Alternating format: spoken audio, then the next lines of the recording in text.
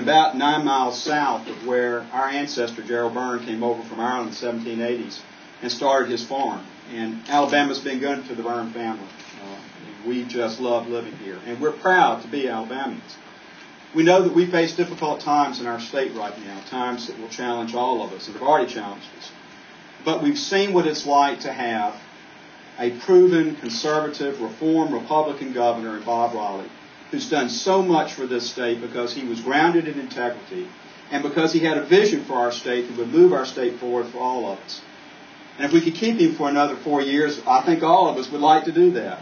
But our Constitution won't let us do that. So we need a governor to take his place that is a conservative, reform, Republican governor who will keep our state going. And I'm here today to tell you I'm going to do that.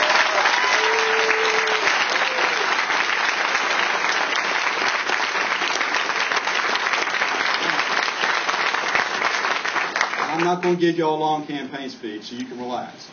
You're going to hear a lot about the campaign over the next 18 months, and that's about what it's going to be, 18 months.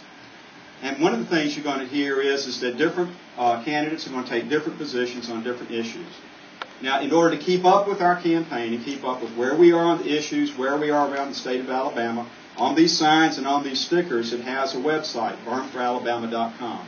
That's where you'll be able to get your best information. So please go there. Today and the days to come, you'll find out what we're doing. But what I want to do is tell you about 3 themes today. And it's the 3 E's. And I think these E's are important to everybody in this room, and I think to everybody in the state of Alabama. The first one is ethics. Our governor has put before the legislature the past 3 years a set of ethics bills that the legislature has refused to pass. Now let me tell you, you can't do what I've done the last 2 years and clean up the 2-year college system without understanding just how important ethics reform is to our state. Now I can tell you, there have been some times over the last 2 years where I wish that I could have had some of those ethics laws to help me do what I did. But we went pretty far with what we had. And we proved that if you are willing to stand up and stand strong to the special interests of this state, you can clean up the biggest mess in the state. We did, but it's time to take that fight to the next level. We've got to have ethics.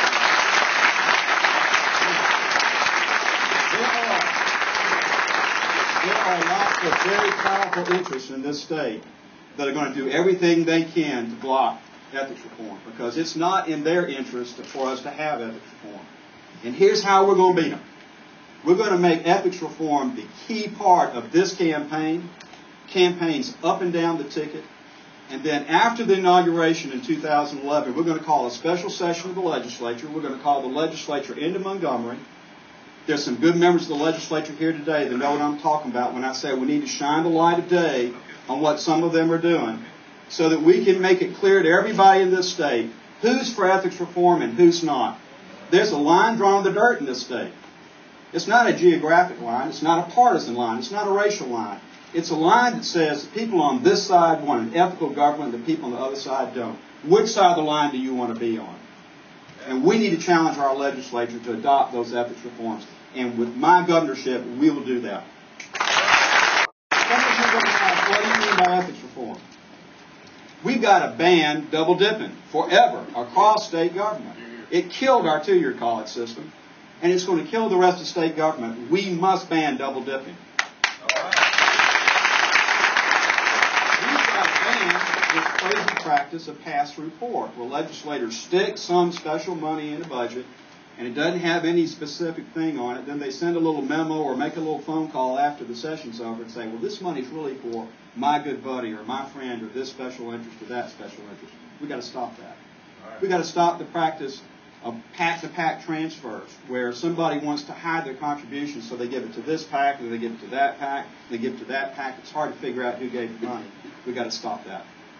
We've got to make sure that the lobbyists that give money to people in all parts of state government disclose every penny of what they give, and we need to put a limit on it, because today there's no limit on what they can give. They can take a legislator or the governor or anybody for a long trip. As long as they disclose everything that's over $250 a day, they can spend whatever they want, and that's wrong. And we need to give real teeth to our Ethics Commission, the powers and the funding that they need to enforce our ethics laws, because that will ensure that everybody in this state understands that we mean business. This will not be easy. And because I've come out so strong on this, I guarantee you that those special interests are going to say bad things about me. They're going to do bad things to try to block me. But remember that line of the dirt. We're on the right side. If they can't get on the right side, it's time to beat them.